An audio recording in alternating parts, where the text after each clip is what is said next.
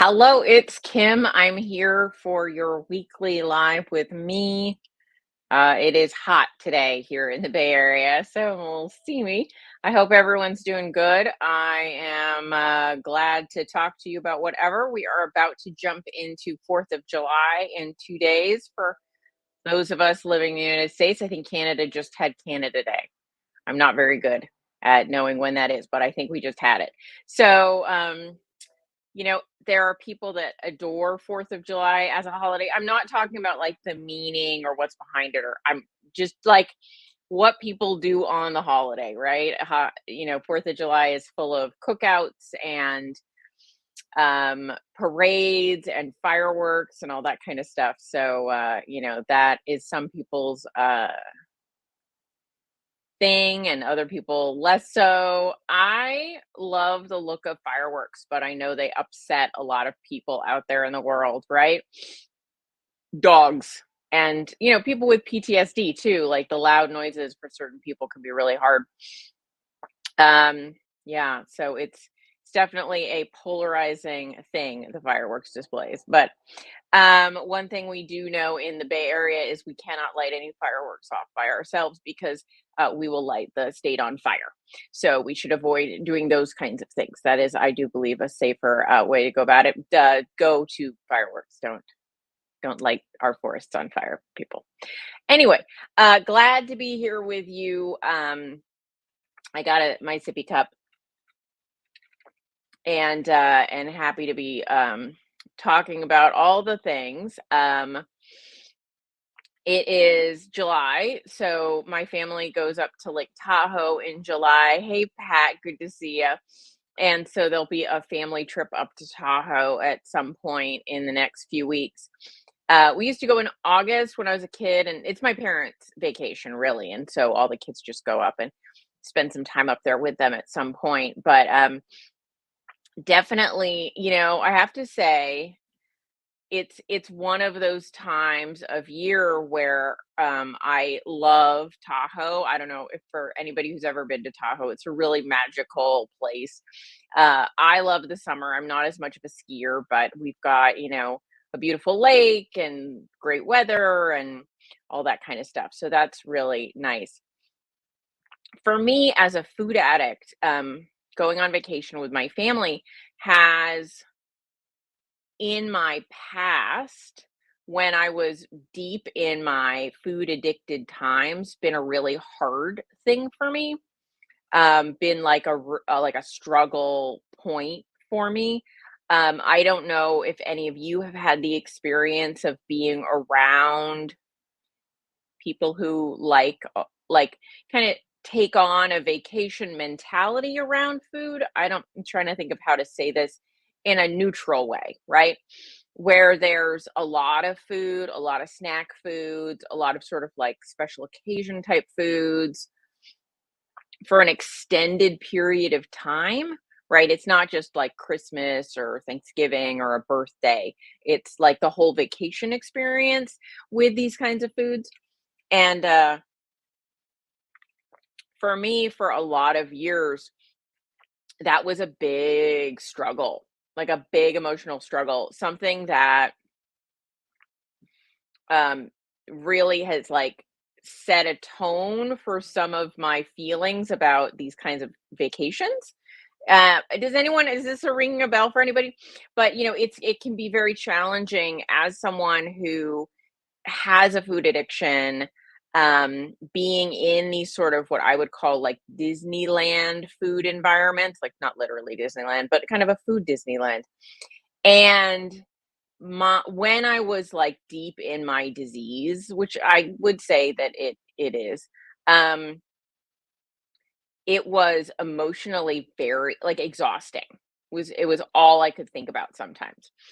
And so it has now, as I've kind of recovered, like been through recovery, looked at my behaviors, attempted to kind of uh, dissect some of the thoughts and feelings and all that around these types of happenings.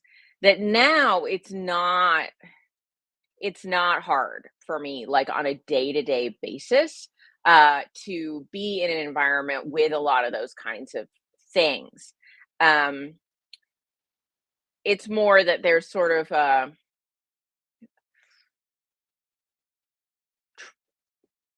it's weird. It's like I'm no longer traumatized by the food that's there. I still have a little, like, some feelings about the history of it, right? So it's not like the presence of the food. If I like were walk in this environment right now, fresh, never having been there before, I don't it wouldn't bother me. Not overly. It would not exhaust me. But I think there's an undercurrent there because I have so much history of this in this environment that there's like a weight on me that's from sort of like a cumulative effect of that. And so I I love these vacations, and at the same time I have to actually do a lot of like psychological work with myself around some of those triggers, and some of my like resentments that I might hold, and some feelings of like being seen or not seen, right? Is this anybody, I don't know, like families are complicated, and relationships within families around addictive behaviors, recovery, um just food, opinions, where we stand on these kinds of things. I think it can be sticky. Anyway, like that is something that this summertime brings some of those things up for me. And I have to kind of stay conscious there.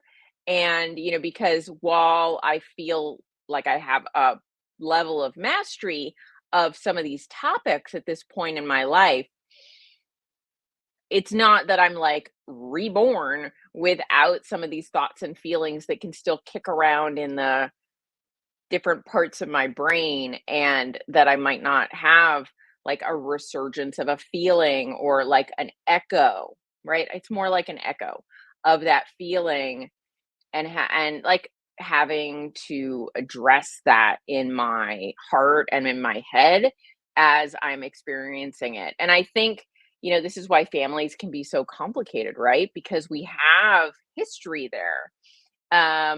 Oh, yeah, I'm not seeing any comments except Pat, except now I see a comment here. I saw Pat say hello. I saw Tia say nothing. Let me see if what's going on. It was empty.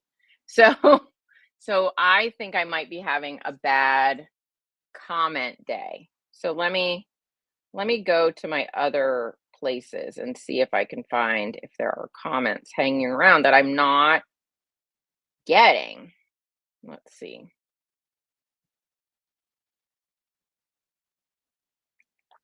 I'm looking at devices. Oh, that's interesting. All right. Hey, Tia, good to see you. Oh, now they're coming in. Hey, Rita. Okay. Um, Pat says I was unable to comment on your Android, but not on an iPad. Okay. Oh, okay. Well, maybe that was on your end. That's weird. I don't know. I got like a string of empty comments. So I was like, something wrong with the comments? I don't know what's happening. Anyway, technology. So yeah, so that's kind of what I'm sitting with today a little bit, thinking about, you know, eh, what what is the right path forward with like making sure I'm in a good mental space and I stay in a good mental space and am able to be like to show up and be present around both food, like, and stay true to who I am around food, but also stay true to like being a part of a family where there are complex relationships with food, and and that place where there's the push pull, right, between what makes different people in a family happy, right? I don't know if anybody else has this experience. Like, my mom is a feeder. She likes to feed people. It makes her happy to go to the store and buy all the like Disneyland I'm just going to use that word, right? I think we know what that means. Like all the fabulous, fantastical foods. And and navigating that as a daughter that doesn't want to take that experience away from her, but also be able to communicate it's not landing the way it's being sent, right? Like a communication is in two directions. And and that that the way it's received is not the way it's always meant, right?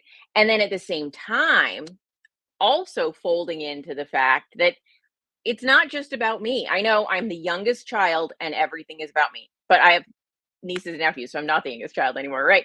But I'm the youngest of the children. And so there's also that, like, weighing everybody's needs together. And as a almost 50-year-old woman, owning the responsibility of my reactions.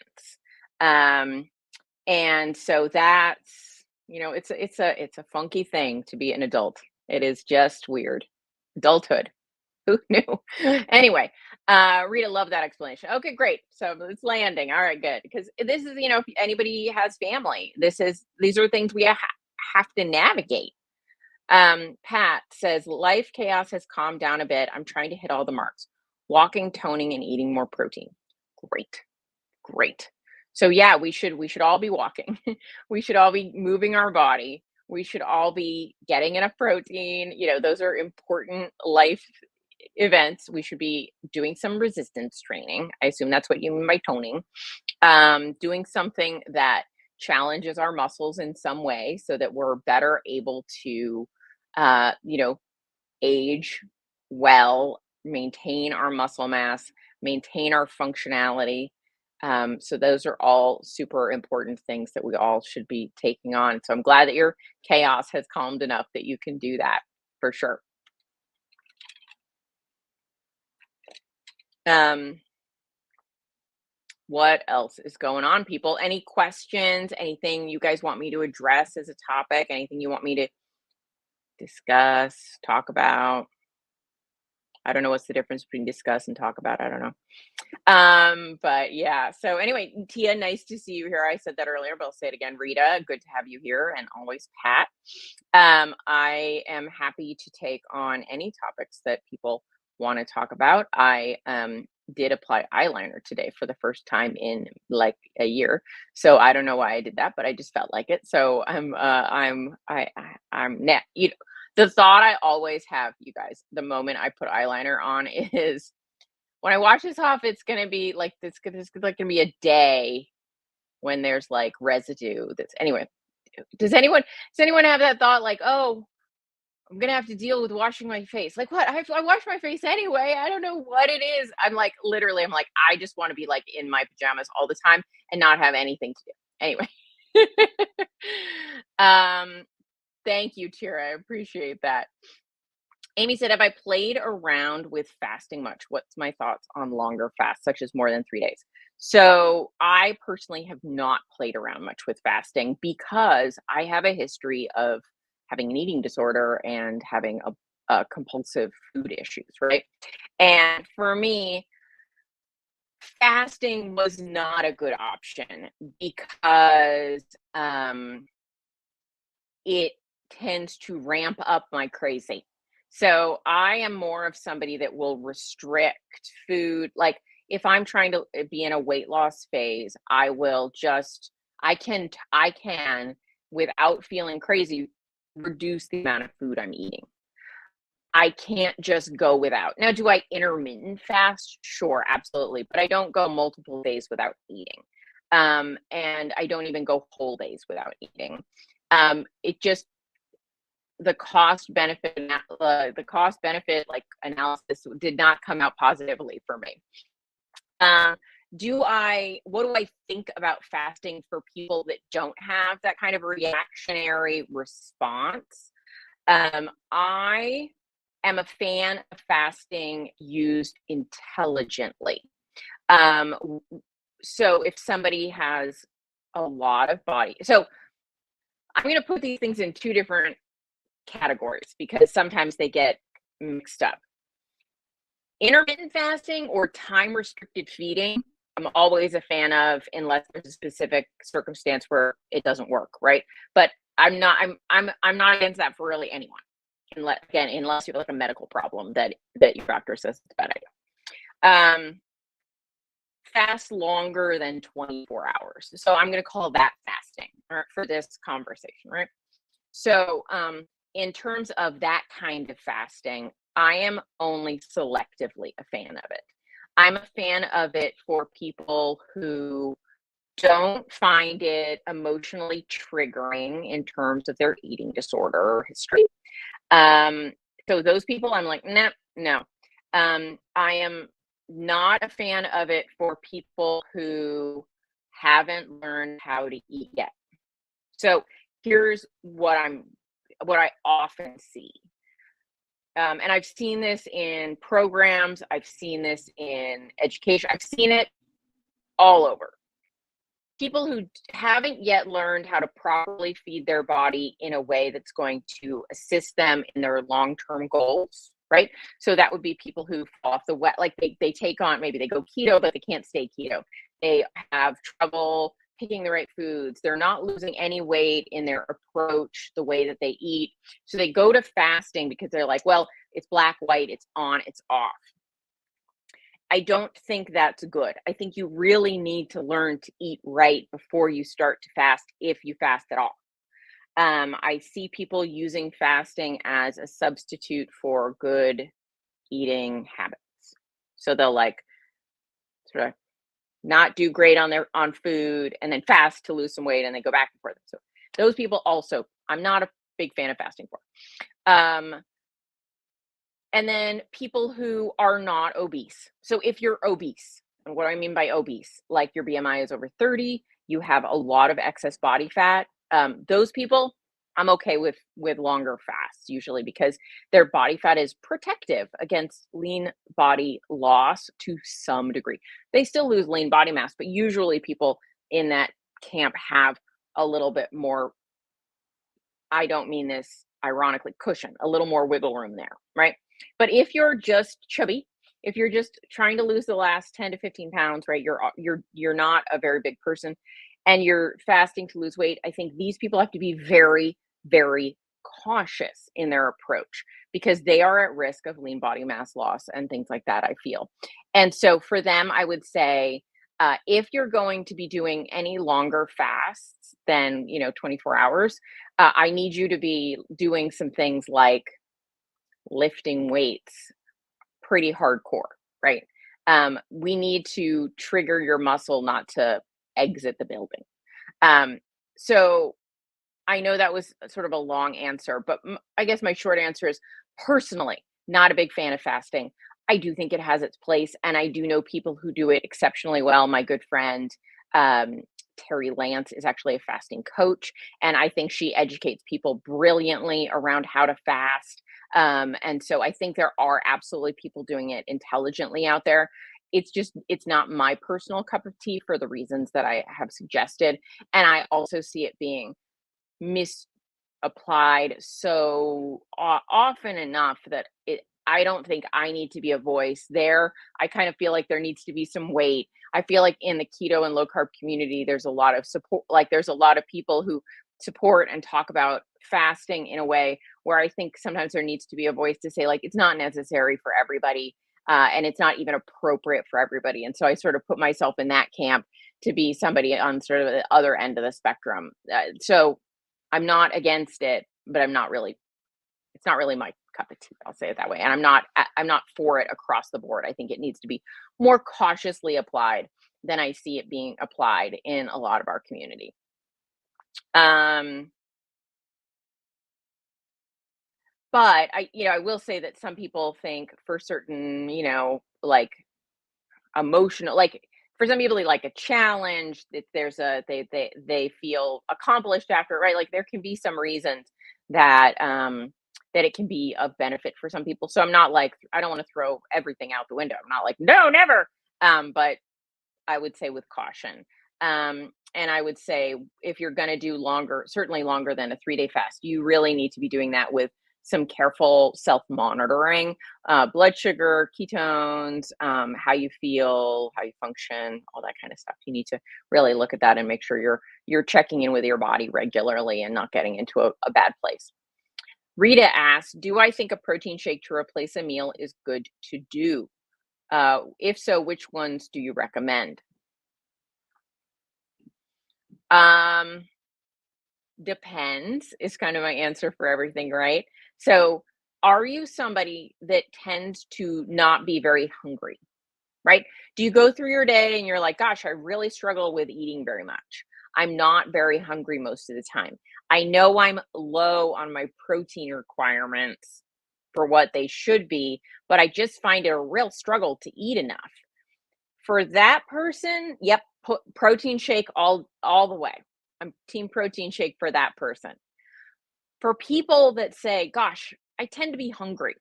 I tend to have more hunger than I want to have to be able to accomplish my goals, and I really struggle with hunger." Then you don't wanna drink your protein, you wanna eat it. You wanna use every little bit of opportunity to eat food and maintain and reach your goals. You want to play that Tetris game. So, do I think a protein shake to replace a meal is good to do? Depends.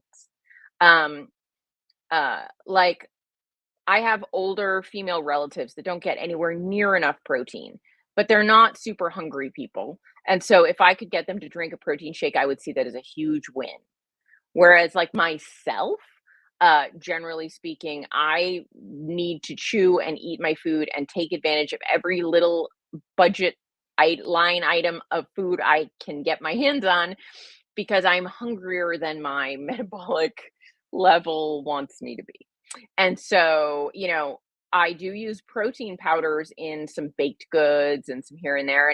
And certainly I will have a protein shake if it's like today I didn't have I actually will do more a creamy more often than a protein shake. It is more filling, and has a little more volume, and it's more of a treat to me. But I mean, it's similar. But I think if you're so, it's kind of like, are you somebody that's gets full easy? Are you somebody that tends to go through your day a little hungry? And that's going to be the answer to, I think a protein shake is a good idea. I do always think that whole food is better than a shake, but there are also days and times and circumstances in which that might be challenging for somebody. So in those instances, I don't have a problem with a protein shake. It's better than a lot of other options people might go to. Um, but, are you if somebody's like, "Hey, this, 150 calorie chicken breast or 150 calorie protein shake, which one which one would you be more likely for to want people to eat?" I would go with the chicken breast or the eggs or the steak or the whatever, right? But, just depends on what's going on there. So not a bad thing, but very not as good as whole food for most things, right? Because anyway, Bob, have you ever heard from CGMs reading 25 to 35? I'm gonna guess, yeah, points higher all the time. Yeah, I have heard that there are some like the Libra, especially can run either a little high or a little low for some people. So that's always something you want to cross check. When I've worn a Libra in my past, I did find it sometimes ran a little high. But it was like it would change appropriately. Like if I ate something that raised my blood sugar, it would go up, but the number was not exactly right. And so, but I kind of would learn like, oh, a 110 on my DEXA is probably a 90 in reality by cross checking, right? So that's something. Um, and I've kind of gotten out of the habit of doing much blood sugar testing these days. My A1C is 4.9. I don't have a huge response to most foods, and if I do have a big response, I would expect that, I've eaten something where I'm like, yeah, that should cause my blood sugar to go up. It's not like a mystery, so I don't use a CGM much anymore. I have in my past used them when I'm like recipe testing or trying things out as kind of experimental stuff, but then what I really have to think about is as an made like a as an insulin I hit myself as I was talking. As an insulin sensitive person, right? I am metabolically healthy. My A1C is 5.4.4.9. Did I say 5.9? 4.9. My, fasting insulin is in the single digits. My you know, my average fasting glucose is 84ish. I don't have a lot of high peaks of blood sugar, right? So all of these things together, my C peptide's under 2, all these things, my uric acid is really pretty low. I'm just trying to think like all of those markers as we go through. So if I put on a CGM and I'm like, hey, I ate this food and my blood sugar only went to here, is that applicable to you? Is a question you might, have to ask yourself. Because if you're somebody who's not insulin sensitive, are you going to get the same response that I would get to that food? And the answer, if you're insulin resistant instead of insulin sensitive, might be no. And so I support the use of CGMs, but only it's an N of one, right? It's a self experiment. And for me, like, I don't know that I need to self experiment on that because I don't, I would have to do some really crazy things to jack up my blood sugar very much. And so, so one of the things I started getting afraid of was if I am checking products and all these things against my blood sugar and then putting it up on the internet saying, look, it was this and not much and a little bit, like people might take that as a green light for them, but I'm in a different body than they are in, right? And so we're going to have different responses. Does that make sense? Anyway, Delpha asked, do I recommend fasting? If so, how long? Okay, it's a fasting talk tonight. So I actually talked about fasting a few minutes ago, Delpha. So if you just joined us, I don't want to bore the people that heard me say it. I would say my short answer is sometimes, but probably not as much as most other people, as a lot of other people. And I would say if you love the idea of fasting and you're like, I'm totally in, I love it, it's amazing, it's the best thing ever, like, then fine, like, then that's great. Then incorporate that into your life. I more speak to the people who are like, everyone says fasting is really important, but it doesn't really suit me. Is that okay? And I'm here to say, you don't have to. You don't have to fast. You do not at all have to fast. And I certainly would say that a lot of the claims made around, sorry, I heard a noise. A lot of the claims made around fasting um, can be like, I'm not saying they're not true, but a lot of the benefits that you can get from that can be achieved from other things too, like autophagy, right? People talk about how beneficial fasting is for advanced autophagy, but like exercise is better than fasting. But if you're like, well, what if I wanted to exercise and fast? I'd be like, great. So it's not a yes, no, either or, but there's more than one way to accomplish your goals. And so if you love the idea of fasting, great. If you don't love the idea, then you don't have to do it. So that's my short answer. Melissa said, how do I stay true to your diet while traveling? I think it is very challenging for people maybe at the beginning of their journey or in a crisis experience, right? There can be that place where things aren't going great and we feel like we're a little thin, right? Like we're pulled a little tight and our ability to make good decisions can be challenged in those places. And so like my answer now is different than it was when I was in those places, right? So, in those places where I find life a little challenging, and I was newer to keto or low carb or just losing weight, I would make a plan, right? I would bring food or I would plan the restaurants I was going to go to. Like for years before I went out to eat anywhere, I would look up the menu before I went, make sure I knew what I was ordering, what were the macros on it? Was it going to work for me? Where were the options? If I was going traveling to a new town, I would look up restaurants in the area and shopping. Where could I shop? When I would go to conferences in the past, I would find a Target and I would like stock my room with a little mini fridge with things that I knew that I could eat so that I wouldn't feel tempted by other things if I needed that, like Greek yogurt and stuff like that. So I think if you're saying like, "Hey, I feel a little unsteady and I'm going on vacation and I want to make sure that I feel good about food throughout my vacation." Well, there I would say plan, prepare, get your head in the game, plan some like appropriate for your approach treats, right? So like, don't think, well, everyone else can have dessert and I'm just not going to have dessert on this vacation, and don't plan a backup for yourself if that doesn't feel realistic for you, right? So you've got to think like for me it's I think in those terms. So, in my past when I would go on vacation, I would bring stuff to make stuff with, or I would know where I could go shopping to get stuff, or I would bring stuff that was pre-prepared that was like better than the other stuff I might eat.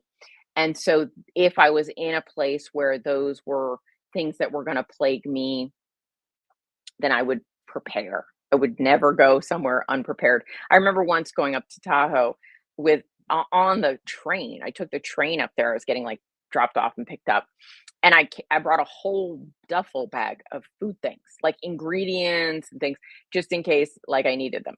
So, I think being prepared is the most important thing about staying true to my diet while traveling. Knowing like if I'm going to be on a road trip, what are the kinds of fast food orders I could make that would make me feel good about my choices, that stuff. Um, Now, I kind of just know like a couple of things, right? I know how is it a couple of days? Okay, there's not much damage I can do in a couple of days unless I binge, right? Unless I go hog wild. If I eat with a certain amount of presence and consciousness and mindfulness, then there's not much I could screw up in a couple of days, right?